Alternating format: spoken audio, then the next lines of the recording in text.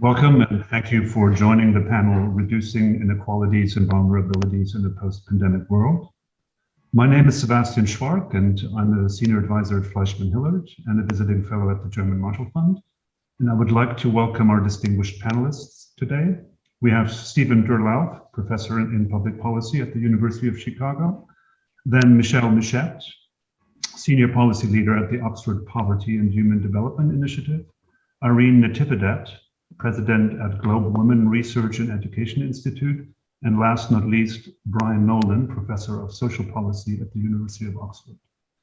Before we start, I would like to encourage our audience to join the discussion on Twitter using the hashtag GSS21. Also watch out for the Zoom link in the chat to join our 15-minute Q&A after this session, and feel free to use the chat function of this session for questions. But now let's get into the topic. The COVID-19 pandemic has highlighted inequalities and vulnerabilities in our societies, as well as inequities in the international system. Amongst different social groups, we have seen great disparities in infection rates, death, and income losses. School closures affected different social groups in much different ways, and it had also profound impacts on gender equality. We have seen some countries hit much harder than others and vastly different vaccination progress in international comparison. Is it fair to say that the consequences of the pandemic were and continue to be distributed very, very unequally? Irene, let me turn to you first. What effect on inequality in our societies did you see as a result from the COVID-19 pandemic? Well, one half of the global population, who happened to be women, lost a great deal of jobs. UN Women said that women tended to lose employment 1.7 times more than men, and gave the figure of 321 million women out of work globally at the height of the pandemic. Here in the US, 55% of unemployed were women, and that cut across every race, every ethnic group. That was coupled by the closure of schools that you just mentioned. And so women, this closure of schools, daycare centers, summer camps, and women became the default caretaker, not only of the children, but of their homes, of elderly parents, sometimes, especially in Asia, and spouses were around, but unfortunately, custom, tradition, as well as longtime habits made the women be the primary caretakers. And so the combination of those, of that factor, closure of schools and jobs being lost during lockdowns and, decreased income from employers, then laying off people, made women the primary job losers, if you will, during this time. In addition to that, there's the possibility that that millions of the jobs held by women before may never come back, because automation and digitalization really mushroomed during the pandemic because of the need for contactless encounters with customers, with workers, as well as patients. In fact, McKinsey estimated that 40 to 160 million women will have to find new occupations by 2030 because of the jobs that will be taken over through automation. So if you look at the entire picture, the gains that we made pre-pandemic as women in terms of being integrated into the global economy were lost a great deal during the pandemic. Which still rages in other parts of the world, even though we've tried to address it here in the US fairly well. So why should we care? Why should countries care? Because before COVID, economic output by women came to about 37% of global GDP, according to McKinsey in 2015. 5 years later, in 2020, that percentage is probably higher. So you can't rebuild the economy. You can't reset it with one hand tied behind your back, that one hand being women. So given the zero population growth, given the need for workers, we need to address how we bring women back to the economy. Before COVID, women workers in the US outnumbered men for the first time. So it's like seeing progress roll back in an eye blink in 1 year. And so we need to somehow, as nations, bring women back into the global workforce. Thank you, Irene. That was very insightful. And Brian, how did or how does the pandemic affect incomes and income equality in our societies? Well, as you mentioned in the introduction, the immediate impact on earnings has, of course, been very uneven, with many of those most badly hit, if we're thinking about the rich countries, with many of those most badly affected in terms of income loss being low earners. Strikingly, the impact on disposable income inequality depends very much on the extent to which governments have been effective in replacing those lost earnings.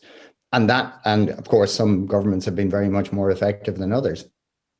So the immediate impact on income inequality after transfers and supports in some countries has not been very marked. But there has, of course, been a striking impact on the wealth distribution, with some of those who started in to the pandemic with the highest levels of wealth doing spectacularly well. And I think the other things we have to be really conscious of, as in the rich countries, again, we come through the pandemic, is those who, as Irene mentioned, will find difficulty returning to work, getting jobs, and in a situation where their supports may have been cut back or taken away altogether. And of course, also those who are going to be burdened with debt as a result of having to survive through the pandemic and taken on new debts. And this applies both obviously to individuals and small businesses. So those who remain unemployed and those who, even if they do manage to get back into work, are burdened with debt are, I think, primary focus for policy concern. Thank you. Michelle, if COVID-19 has exacerbated inequities that were already present in our societies, as I understand, as well as between countries, what are the underlying drivers of these unequal outcomes? Thank you, Sebastian, and greetings to all my fellow panelists. I would say that the reason behind unequal outcomes of the pandemic are pre-existing inequalities themselves, and the lack of multidimensional policy approach to respond to a crisis that definitely goes beyond sanitary and economic dimensions. And perhaps the underlying factor of these inequalities is an outdated economic system based on a unidimensional conception of development that prioritizes income and economic growth over human development and well-being. And these flaws in the system is directly reflected in the way we have shaped our institutions, our metrics, our policies, and it is continuously generating and reproducing wicked problems such as inequalities that don't have a unique solution. So reality is that development is multidimensional, and so they are poverty, inequalities, and well-being. Different people may have different combination of deprivations related to health, employment, education, housing, access to social protection, and others. And everyone experiences this with different levels of intensity and with different sets of combinations. And COVID-19 and the measures to prevent its propagation represented an extra weight with different impact beyond health on the poor and the no poor. For example, in a 2020 report prepared by OFI and UNDP found out that while up to 57 out of 75 countries were on track to have multidimensional poverty between 2015 and 2030 and meet with SDG target 1.2, when simulated increases in nutrition and children out of school, not necessarily health-related dimensions. As a consequence of the pandemic, we found that this progress could be back up to a decade. So we must see this through a multidimensional lens. And to do this, governments must be equipped with metrics and tools that capture those multiple deprivations that affect people's life at the same time and produce relevant data to periodically orient evidence-based policy decisions. And understanding how the combination of deprivations varies across households due to ethnicity, regions, age, or gender, as just Irene already stated, is essential for policy response. So before and during the pandemic, the multidimensional poverty index based on the Alkire-Foster method has been proven to be a very powerful tool for policy, adopted by close to 30 countries around the world as an official measure of poverty to complement unidimensional income measures. It makes visible many kinds of inequalities that predated the pandemic. For instance, in the case of Panama, my country, if you look at inequalities and poverty and how it is distributed across subnational regions, you will find that indigenous comarcas rates over 98% within the same country, and other provinces is less than 4%, for instance, with different compositions. And if we go to age, for instance, half of the poor in the world are children. Knowing this with updated data is critical to design policy solutions. And it also, the multidimensional poverty index can also be used transparently to see the variations in poverty and inequality, whether people are being left behind or catching up. For instance, in India, Indonesia, Bangladesh, the poorest groups reduce the poverty the fastest. So, however, the problem is not to yet have the post-pandemic data to have comprehensive picture of poverty and inequalities. And I want to make an important statement before ending. This is not a problem exclusive to developing countries. In fact, before the pandemic, inequality was on the rise, especially on the developed world. So perhaps for the very first time, are the G20 countries the ones to learn from regions such as Latin America, historically being the most unequal region in the world, because at the end, inequality affects us all. And it has been the main barrier to overcome the current crisis. Thank you. And on that last point, it's great that we have Stephen Durlauf here on our panel. From your research on poverty and inequality, particularly in the developed world, what would you add? What's your perspective on what Michelle just said? Well, I'm not so much that I would add as to compliment in the sense, well, in two senses. I think obviously the panel has covered the key issues. What I would add is that I think that in focusing on inequality exacerbation in the United States, much of the exacerbation can be understood via what I've called the memberships theory of inequality. In other words, that individuals are located in social, political, economic spaces, and those memberships determine many of the outcomes. So to be concrete, and looking at the American case, inequalities are exacerbated when you look along racial dimensions, you look along gender dimensions, and you look across class dimensions. So to give one concrete example, there are substantial differences right now in the vaccination rates between African Americans and whites. The explanations are twofold. One, the opportunities for vaccination, the supply side, as we economists like to say, is different. And the second is that the demand side has been different. There's skepticism in some parts of the African American community about vaccines, which is derivative from histories of wrongs committed by the medical establishment. And so I think a useful way to think about this is that if you think about that particular phenomena, you can see how legacies of discrimination and racism manifest themselves in the types of disparities that have occurred. If I were to turn to gender, clearly the effects in labor markets on women because of the way that childcare is allocated in families, even in 2021, has caused huge disruptions in labor force participation and that are gender specific. If one looks across class, you see similar phenomena. So if you ask about the consequences of having a year of children learning through Zoom, et cetera, part of the thing one has to ask is, did they have access? In other words, what were their internet resources in the homes? Then the next question would be, how did the disparities in the quality of local of schools across the United States, and with local public finance and a host of social influences, you have massive disparities. How did the COVID shock become amplified? And so I would simply put on the table, to complement all three speakers, is that there is a certain set of structures that are generating inequality, and then shocks hit the system, so to speak, and the extent to which they are amplified is determined by the structure. Thank you for that, Stephen. Now let's move to policy responses to these inequities. And Irene, what's your key advice to lawmakers looking to overcome those structural inequities and the underlying drivers that we just discussed? Well, for one, we now have the opportunity to actually take a look at creating a coherent, accessible, and affordable care infrastructure. And I use that word selectively because in Europe, most of the countries have had paid parental leave and all kinds of other accommodations to provide care for children.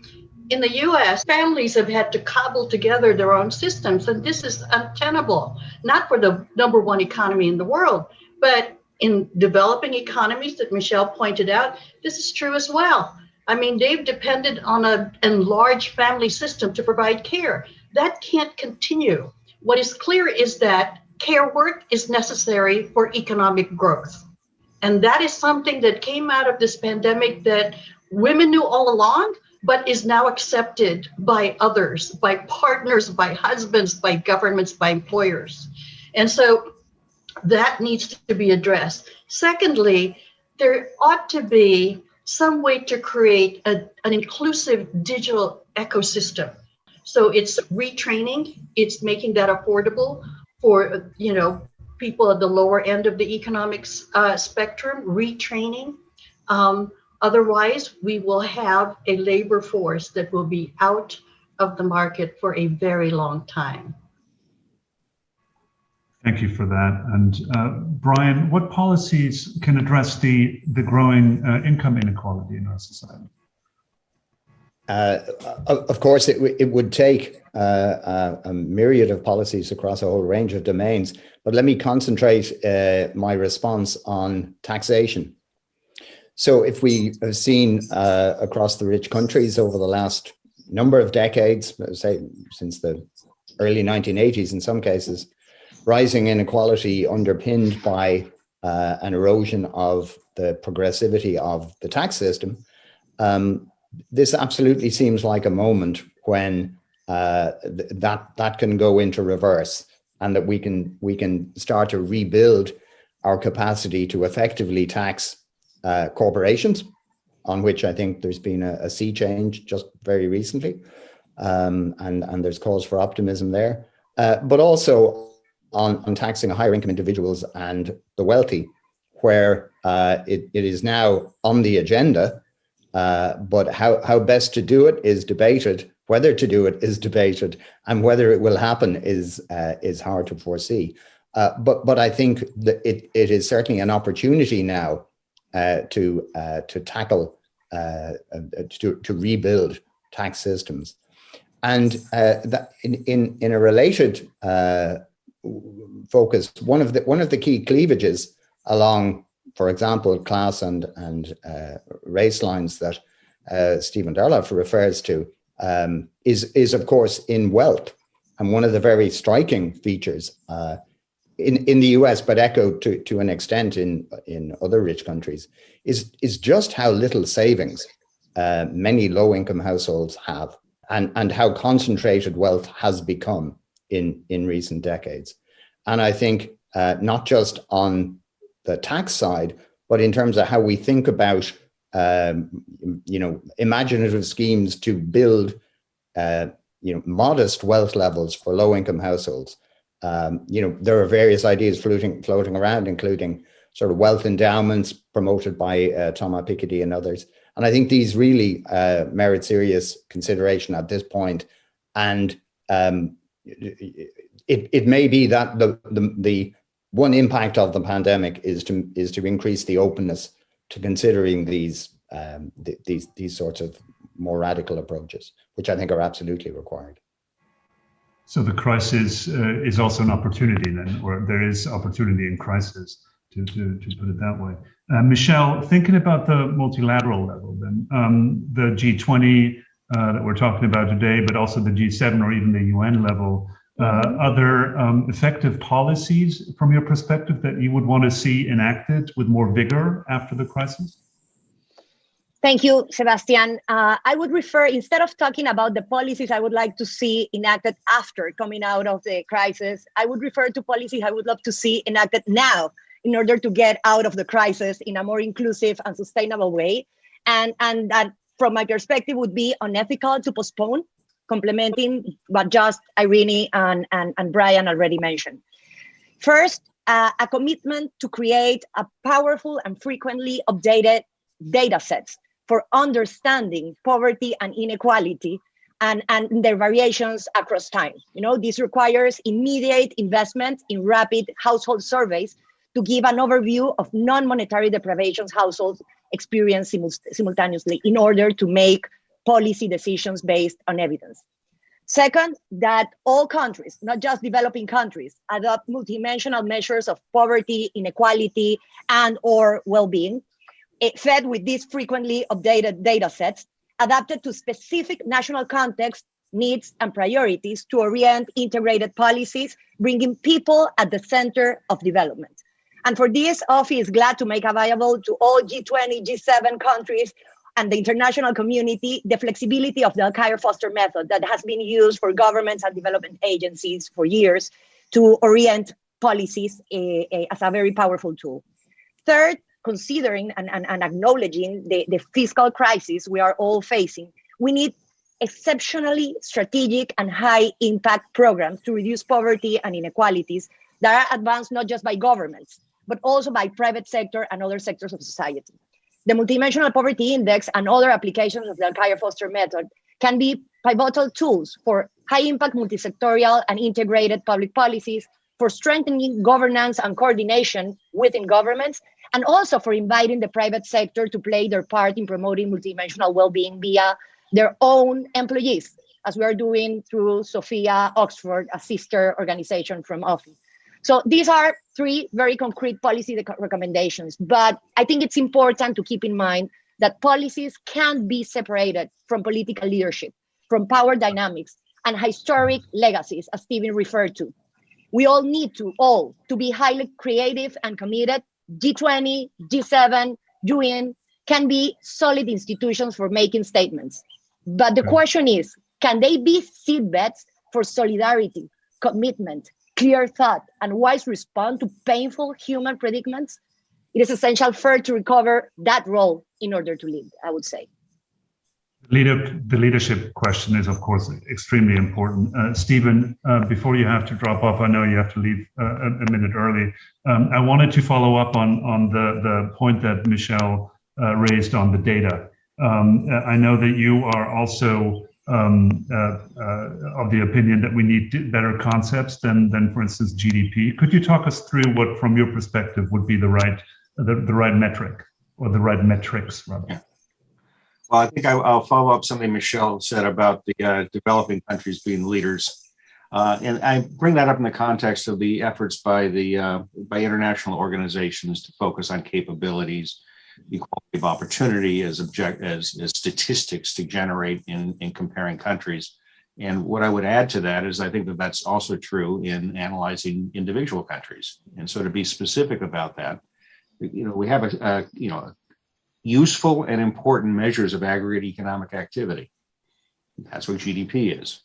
We also have statistics which can respect the distributional aspects of that, and that's distributional growth accounting has been proposed by Piketty, Saez, and Zuckman. I think that those are important things. What I would put on the table in addition is that I think that the analysis of the data needs to have what I will frankly call moral categories. And so what I mean by that is we have certain ethical objectives in thinking about good societies. One of them is some notion of equality of opportunity. Another notion is going to be something about the welfare of individuals. And there needs to be very hard thought on how you actually formalize those.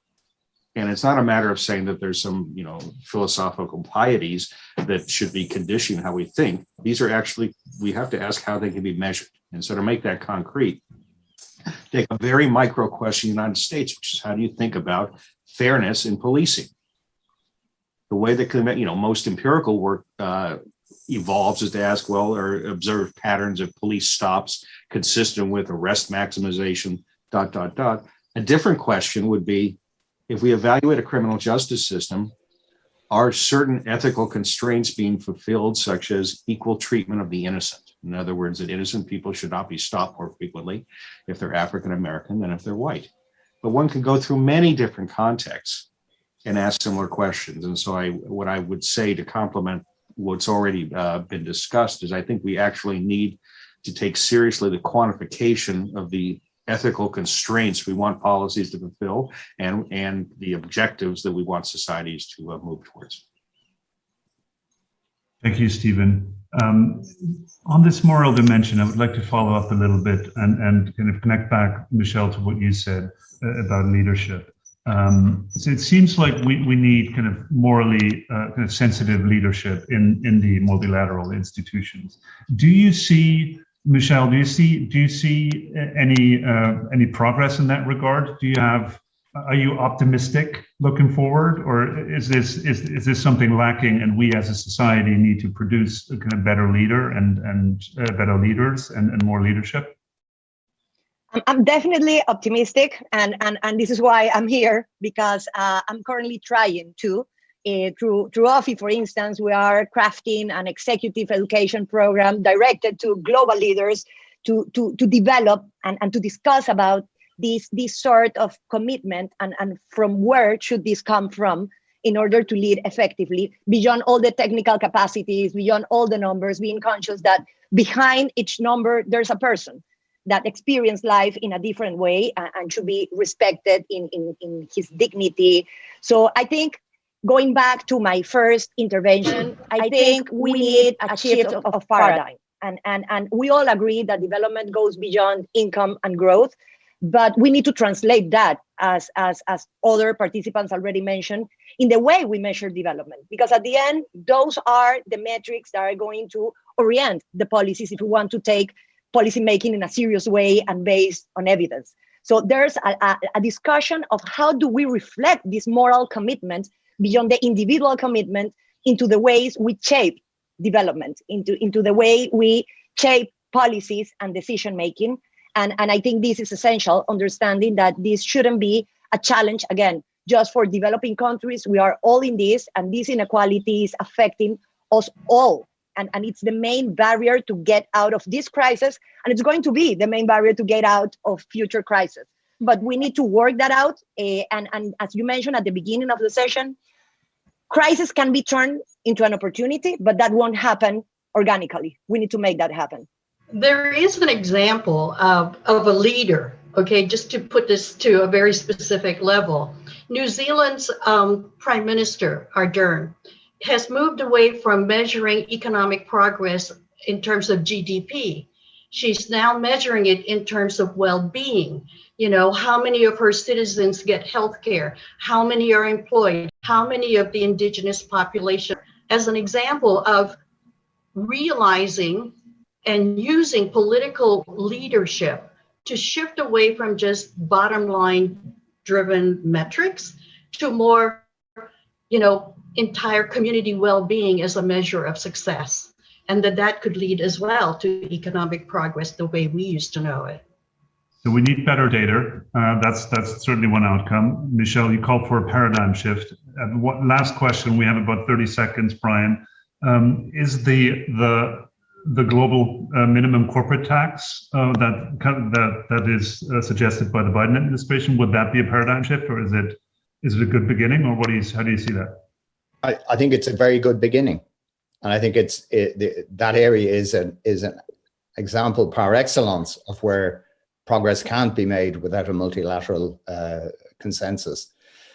It's interesting that despite all the work that was going on for years on this, that it was only when the US got on board, if you like, that the serious progress looked to be being made. But it is absolutely it would be a really good start. Well, thank you. That's an optimistic note. We have heard that we have serious inequities to overcome in many dimensions, in the gender dimension, in the class dimension, and in the race dimension. And we have discussed a little bit how to go about that. Thank you very much to my panelists. And I would like to encourage everybody now to move into the Q&A room. Thanks so much, and until next time. Bye-bye.